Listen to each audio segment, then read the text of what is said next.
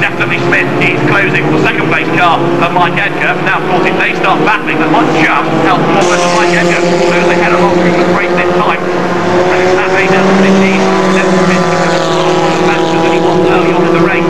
Now he needs to get past Edgar with the minimum time in weight. Getting those two holding each other up while battling behind him. Smith's effort doesn't work there. Meantime, we've got another car, probably two more cars at Paddock. Farrell and Dave Connor are the two that have gone, two of the three that have gone rather.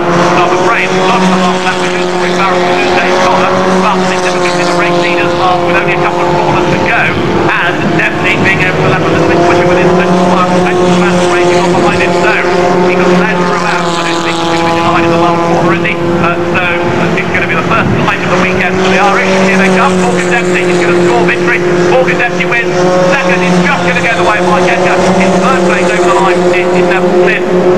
And the gap of the flag between the top two was 0.9 of a second, and a further 10th back was Neville Smith. A very lonely fourth is going to go the way of Chris Chisnell. And a good drive by Adrian Campfield puts him into fifth. And up into sixth is going to be, I think I might be saying, Alan Twadders. And they did. let's look Yeah. at the programme. Black was on the inside, yeah. Find out what Yeah. on the festival. Yeah, that's smashed up. Page 21 of your programme. But look at this gaggle of cars. Oh, and we've got a contact right in front of the pack. And that looks like I'm coming to on the outside. That's they're coming together. And it was he and Laskazeski who actually had contact there. So coming down the hill now, it's still Lee Mumford leading in Carnarvon. And in behind him, we've got Gavin Wills in second place. Then a 57.175, and he leads by second place.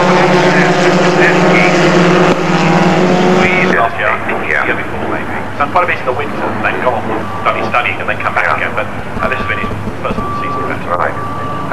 Gavin Wills, slightly disappointing performance then, but I never write him off. Early days, yes. That's right. You know, he'll be back. What a great 54 on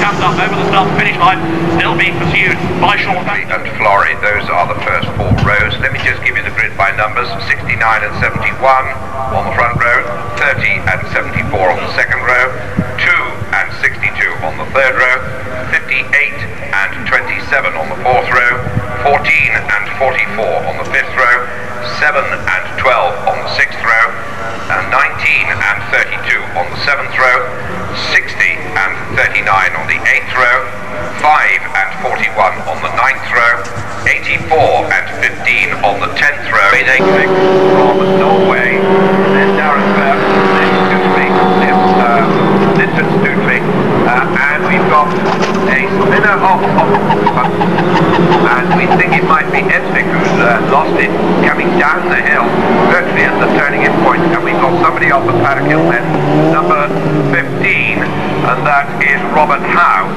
in the Van Diemen in the Z-Tech class. So, coming up across the line once more, still Nick Tan.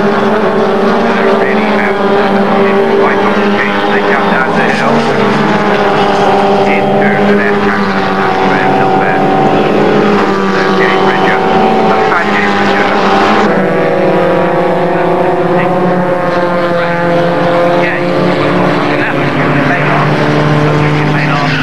London, and driving the car in Chevrolet to very many.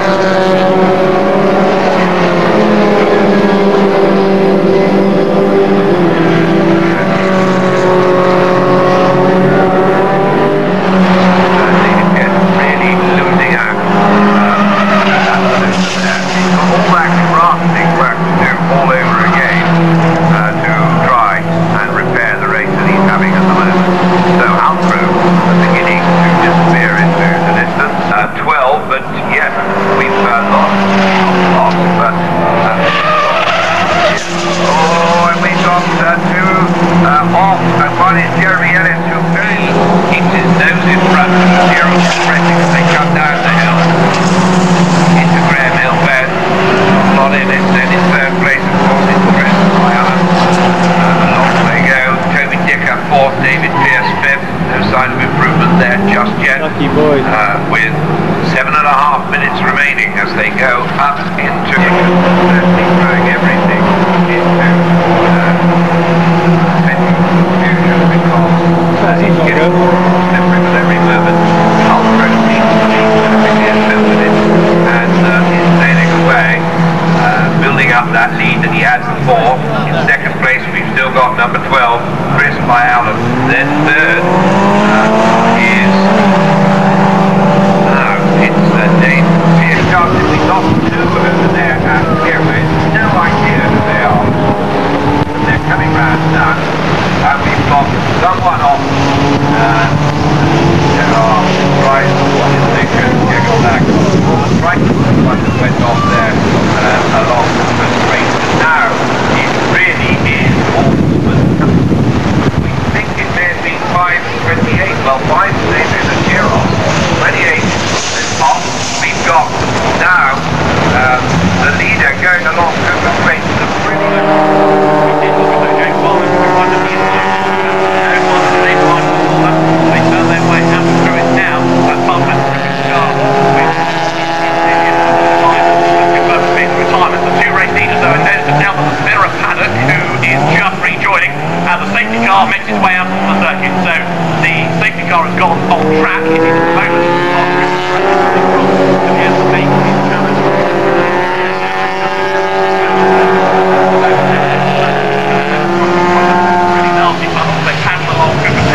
with a very lonely third now. That's Simon Fletcher, who has got himself well clear of in fourth place coming out of Grand Hill Bend. That means that number 27 again, Ray James Barlow, that has gone missing down to 12. He's not been in a certainly perhaps all the car all over the front. One of it, there's the case. Who spins out along Cooper Straight on the exit of Graham Hill Bend, almost for no reason at all it seemed, because he was already in a straight line and it looked fairly comfortable, but then suddenly the car just... Ray Barrett is out late, and Peter Boyd is eased by James Raygun, and this time Peter Boyd has managed to hang on to him. He's got a big with cheers, I'm afraid, so he's all next JS has gone off the Paddock backwards into the gravel. Doesn't sound like Alex back there for a moment. The leader has run along straight, just looking to see whether the Aston Martin now might be able to get on to the turn with that leading group, because now Chris Grant taking with him there Bob Snell car trying to close on that leading gaggle of cars and turned down up out of the right-hander of clearways, heading towards the end of the lap now. Although the Golf is down in second place, not yet being caught significantly by Alan Mitchell, the Chevrolet Malibu has prepared these days by his son Steve.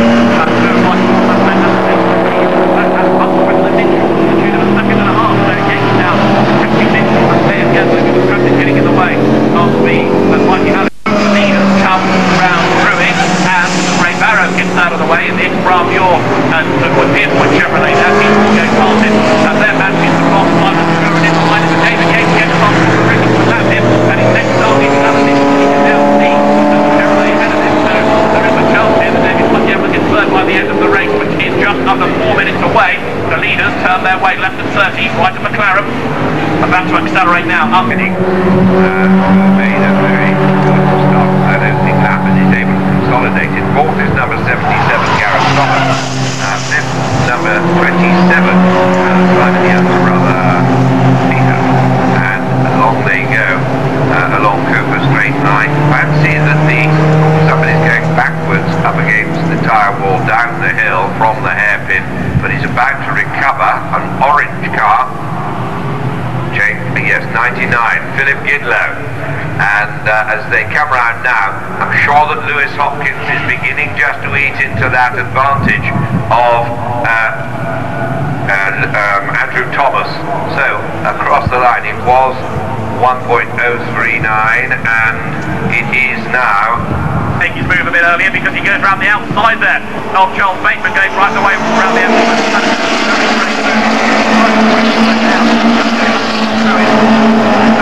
Back on the outside of Guy Harrison here. But nips up the inside and goes second now.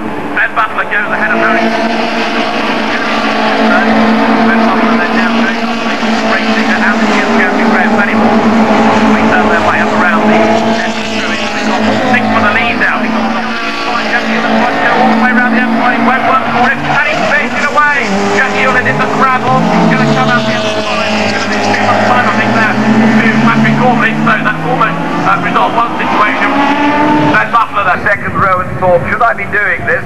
And then, well, I think he was just going for a gear. But anyway, it cost him second place because Julius Draper is up in second. We got somebody off on the outside and Paddock, but he rejoins and escapes the gravel. But as we look down Cooper Straight now, it ain't much more than that right now.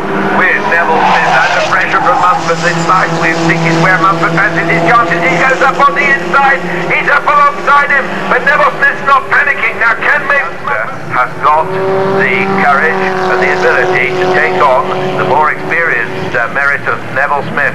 Because really a lovely battle in prospect. I did say that I thought it was rather a crude attempt going along Cooper Straight, his initial challenge, but he didn't back off and he sustained it all the way up through, got up alongside, going through clearways and then fought it out. But what a great pitting. Safety car in, so the race is back underway. And here Neville, the Martini, look at this, getting away. Jim McDougall is storming through, and he is well clear of, in second place, Chris Yarwood, who's come the orange car, that must be Lee Baldwin. Lee Baldwin, who's under big pressure now as they come round through clearways, and it looks as though they might, oh no, I thought they were going to get up the inside, but it is indeed across the line this time, is just 0.422 of a second, and going round the outside, or up the inside, oh, and then nearly in his contact, and his two cars go out, as they went through Paddock Hill Bend, there's no question of doubt that what happened was that Malcolm Sanders was on the outside, and going up on the inside was Lee Baldwin, and he tried very hard to get past, but he just tagged the back end of the yellow car. That went off, and it had so unsettled Malcolm Sanders that he fell off as well. So a disaster there. We've got, I think, the possibility of an intervention too.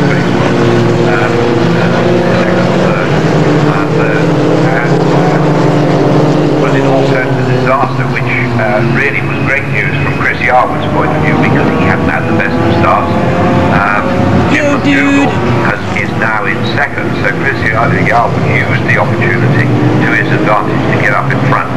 So the order now is Chris Yarwood, then Jim McDougall, followed by Oliver Sterling in third place, Tony Marion in fourth, Colin Fairevent fifth,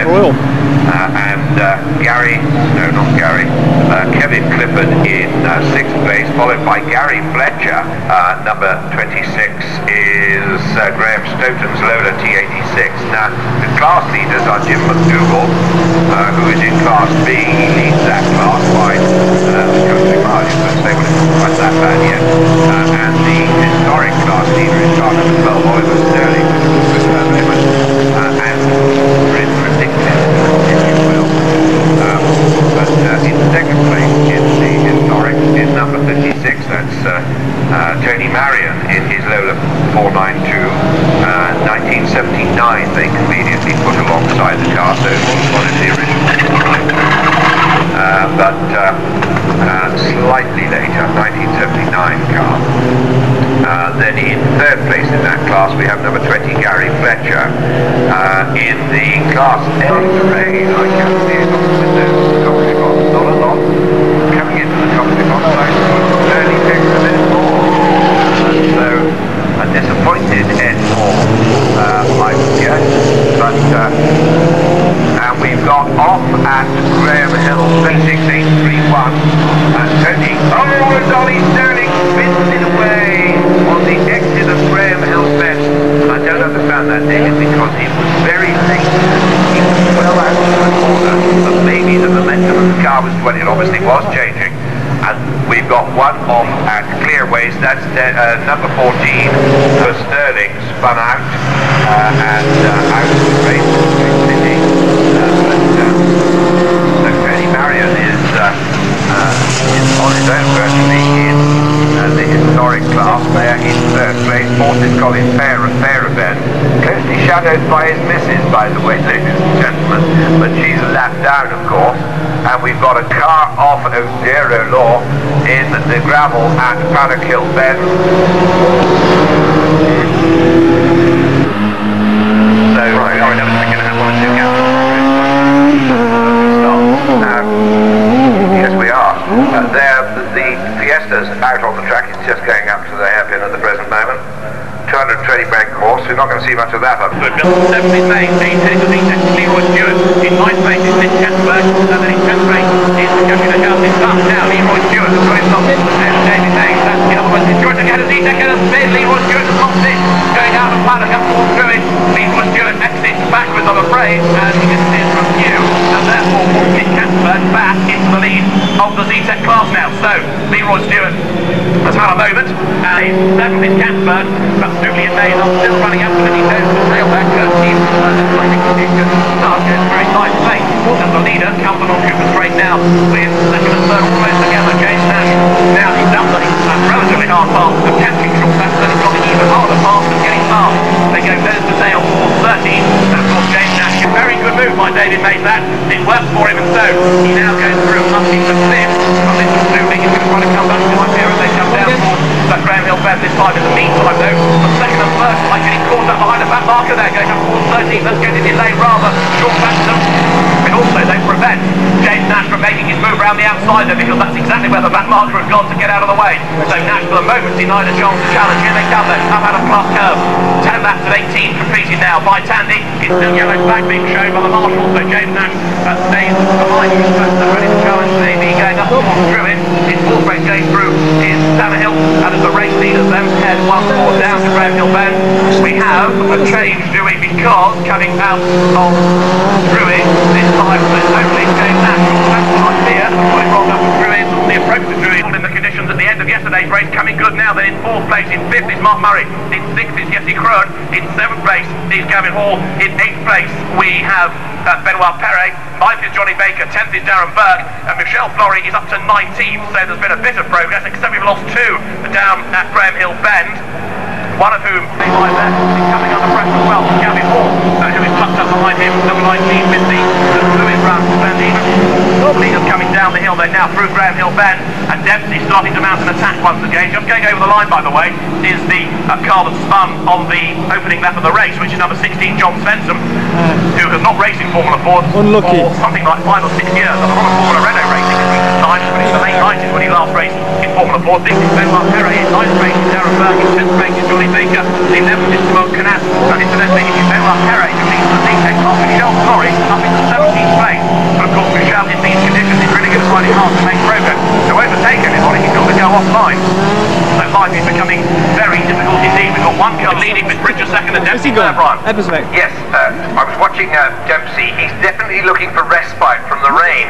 He gets out, takes a very high line on the straight because he doesn't get much respite. He moves onto the circuit. Anyway, there now, taking 3 ahead of Jay Bridger, and Peter Dempsey instantly sees his back off a little bit, and therefore tries to avoid some of the spray. Now we've got another car that's rotating. Is that Michel Flory? It is up and through. It's Michel Flory trying to work his way up from what had become 14th place, and possibly with people slowing under safety car conditions. He's been caught out by that. Michel has had a rotation. Now I'm trying to see whether or not that car suffered any damage. I don't think it has, but it means that Michel Flory is rather unhappy weekend as well.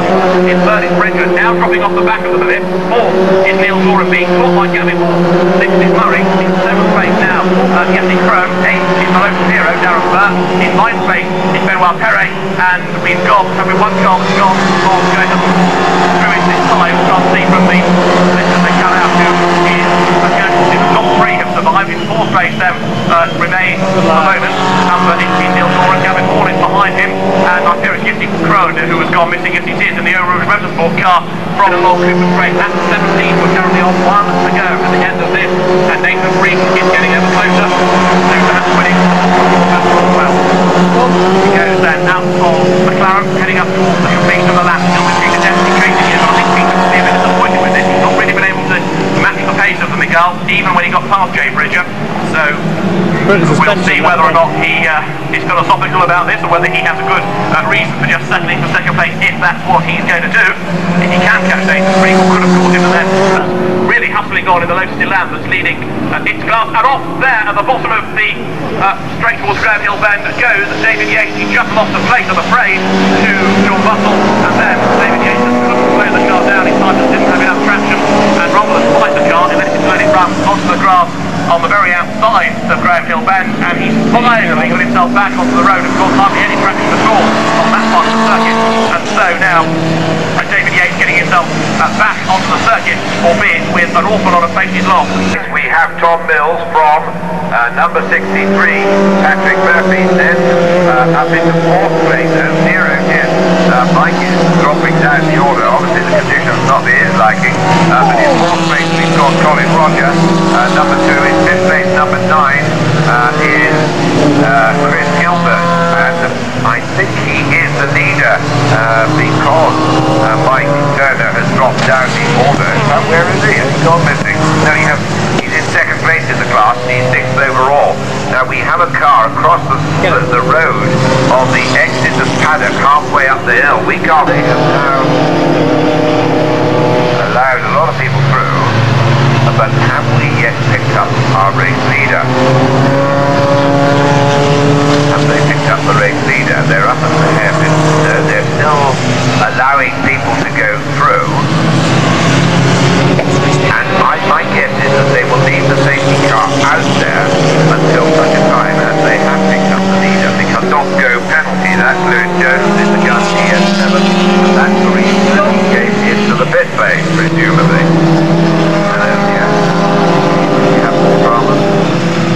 We've got a yellow flag going up the hill. We've got a car off on the outside which is moving, and I think that was Patrick Murphy, wasn't it? In the number 63 car. Sorry? 38 earlier he's got is 4.467 seconds, and that means that gap has gone out a little bit. Mike Webb is by no means closing because he's lapping in 63, and Matthias in 64 has just improved his own personal best. And we have who? I can see the car. That's not Bernie. Bernie, go to say Joe Taylor. the face of things, I think we need a safety car, don't you? Honestly think that... Of course, no, he won't be able to at 30, you're quite right. So I'm afraid 30 won't be able to start. You have to be running at the red flag in order to be permitted to take the restart. And as you can see, he wasn't running very fast. The wheel may have been turning, but all he would have done was dig himself deeper into the gravel, and that doesn't constitute running.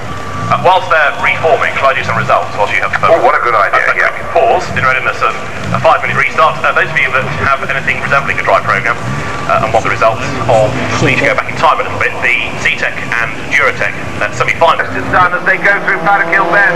We've got the safety car with its lights flashing here, ready to join the track for... We have Sam Yates off on the outside of Clearway. It's not a good position, so I'm not surprised that we may get an intervention right down through Graham Hill Bend. Another one off the Paddock, just about to the mix as well. One car. Have we got a safety car? We have, yeah. So it's out. Yeah, everyone has to stay in formation now, yeah. Right. Now, the car at Paddock Hill Bend has started and rejoined, so it's going up the hill. Chris Chisnell. Chris has not really had a very happy festival. No, and Green. They head towards Paddock, and Ivan McCulloch trying to go all the way around the outside, and he's going to do it too. That was a storming move by Ivan McCulloch, but now Gavin Wilson's coming back up the hill. Michael Nelson's gone off, and he's rejoining, but he's got a lot of work to do. And so we have already gone straight on, so everything's coming to a disastrous, well, not an end, because he's come back down if he's got a good head on his shoulders. But Lee Munford, I don't know whether he missed the gear or missed off the pedals or the brake pedal or what, but just went carrying straight on up the hill, and he's gone from third to, well, close to the second. Get out of the way, says Matt Rivet, and Noel Dunn, well, he gets across and impedes Noel Dunn then, so he really is a liability. And Rivet's off the Paddock, he's gone into the gravel so quickly into Paddock, he's beaten in the gravel bed. Noel Dunn leads the final. After all that's happened to him in this race, Noel Dunn takes the opportunity, and I've got to say, Neil McCarthy being so uncooperative there, compromised most of the leaders. I think he thought they were ready for position, but either way, Matt Rivet is off in the gravel, and so it is Noel Dunn in the lead, and Morgan Dempsey is second. And Morgan Dempsey has got to get past the mobile chicane at the present moment, which really is, it's had a really disastrous impact upon this race, because I hate it when they get these interventions. So much speed into Paddock, but he doesn't run out of road, couldn't slow the car down up in time, and off he went into the gravel. Well, very quickly, let's look forward to the Z-Tech final. Let's give you the grid whilst Brian heads down to talk to a delighted Noel Dunn. The Z-Tech final, the grid you can jot down on the facing page to the Kent final. They're going to line up like this. On the front row, 44 and 33, 44 Benoit Perret, who won the second semi-final, 33 Nick Katzberg. The second row, 17 and 6, 17 Neil Toffs, number 6 Takeshi Nagase. On the third row, number 60 and 41, number 60 Ronnie Jensen, and 41 Craig Bell. The fourth row, 38 and 20, 38 David Olsen, and number 20 Matt Dobson. The fifth row, 27 and 14, 27 Michel Flory with work to do, 14 Roger Jongians. The sixth row, 8 and 11, 8 is Simone Knapp, and 11 is Henk Vink Jr. The seventh row, 61 and 56, 61 Kim Humberstadt, and 56 Tommy Nygaard. Row 8, 16 and 10, 16 is John Svensson, and 10 is Matt Payne. Row 9, 77 and 7, 77 is Simon Kinsey, 7 is Leroy Stewart, and Matsawatchi 1. Perret goes into the lead. Now, he really is going to have to watch out, I think, for the progress of Michel Flory, who was down there on the fifth row. So can you keep an eye on his progress? And somebody has found off the bottom of Paddock.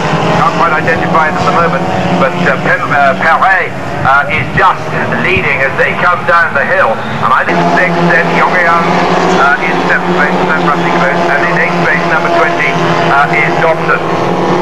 And no, Michel Flory is recovering after a moment. He's crawling on Cooper Straight. Michel Flory's miserable weekend is just about to get worse, and there's another couple of cars off at Paddock. One getting back on the track, one beached in the gravel, and inevitably, I think we know what's going to happen now. That might just do Michel Flory a bit of a favour, but I'm afraid it's too much of a disaster. He's got a mechanical problem, he's limping, he's not just recovering. I think he's out, Brian, but it's going to do some favour to Nick Cat. Emphasising that point, Now that's an older Miguel, it's an SJ01, so he's from the 2001 season. What won the festival in 2001? A Miguel. Absolutely right, that's Van der Merwe, so it's the right car for the conditions. And it was very wet, yeah. Exactly, yeah, that's the point, yeah.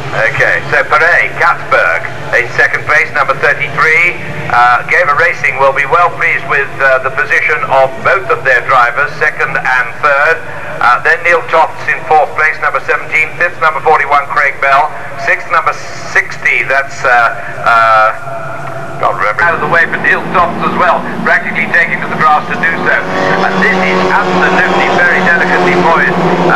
There's just 2.3 seconds separating the three cars, and with some nearly 8 laps remaining, it's all up for grabs. Now Tofts has really got to turn up the wick. Here comes Benoit Ferret coming up to cross the line with Degassi in second. 21.5 laps, nearly 22 completed. You know, I've got a feeling Ferret is going to win this. I think he is, because I reckon he's doing just enough. When he has to speed up, he does that. And I think also what he might be doing is... Oh, that was desperate for him, but Nick Tandy out of it. But look at this. Peter Dempsey leads, going up, but he's under big pressure of James Nash. James Nash looking very strong indeed in second place as they come round through Clark Curve onto Brabham Straight. And then in third place, number 30, yes, Richard Tannehill. And into fifth place, Jay Bridger. Sixth place is Doran. Seventh place, young Darren Burke from West Kingstown. In eighth place, it's Mays. Ninth place, Petterson from South Africa. 10th place, number 58, Linton Stootley. And in 11th place, Murray. And in 12th place, number 3. In 7th place, number 22 is the splendid David Mays, who had a very good semi-final, didn't he? He did indeed, but now Nathan Freak responding because he's right on the tail of Peter Dempsey, and he might now be able to make a move. In fact, as they head along Cooper's Straight this time, up towards 13. No, he's not, because Peter Dempsey is able to put the car in exactly the right place, but I get the feeling that he's holding up Nathan Freak just a little bit. Nathan, I've got to. We see moving into the lead, Richard Tannehill from Jay Bridger. There was contact there between Dempsey and Freak spun out, but did they both continue? I think Dempsey did, but he was delayed. I'm not sure about He's Nathan in fourth Freak. place, I think, Dempsey, but where's Nathan? I think he went into the tyres looking at the angle he was going at when he disappeared from view. I've got a feeling that's the end of Nathan Freak, so... Well, I do hope not. I reckon Dempsey can recover from that. Let's just see, because it's Tannehill from Bridger then, third is Doran, fourth over the line is Dempsey, fifth is Darren Burke now, in sixth place across the line is David Mays. The leaders go through Paddock. Well, neither Tannehill nor Bridger have run this far up the year, and Dempsey spins going out of Paddock. Look, it goes around once, it goes around twice, it's going to go around for a third time if he's not careful. He's back in the right direction, and has he been collected possibly there going up the hill? Well, certainly Dempsey is slowly making his way towards Druid. Yes, he has been collected. There's another car in the gravel, and Dempsey, I fear, Brian, is out of it. Say goodbye. Right. Well, I don't know that... Nick Tandy up into eighth place, and he's right on the back of Linton Stootley going up towards Druid. Nick Tandy makes his move on the inside line there, and Nick Tandy goes seventh in an absolutely superb recovery. That is amazing. But Nash is also going as well, but he's in 11th place at the present moment, or was at the end of the last lap, as he moved up as well. But let's just watch out for that battle for third place, because that was very tight indeed across... Come out on track, so that's going to help. Tandy absolutely could win it, couldn't he? Well, he could, yes. There's no doubt in my mind that he could win this now, and that would be the most astonishing victory. But let's face it, we've had 15 laps, so we've still got 10 to go, and we've got a little bit of time in the safety car. And Tandy has spun. Tandy has spun at Graham Hill then. He got a bit caught up there with that Sean Patterson maybe ahead of him, and Tandy has just chucked away 3 or 4 of those places he'd won. Well, to be fair, chucked away, but he was driving on the edge, wasn't he? On the limit, because there was determination and real character in that drive. And so, you know, he just slightly went over the top. Because Jay Bridger is nearly a second behind, then Neil Duran, and still Darren Burke in fifth place now behind Neil Duran. He's less than half a second behind him. Can I just look at another hero?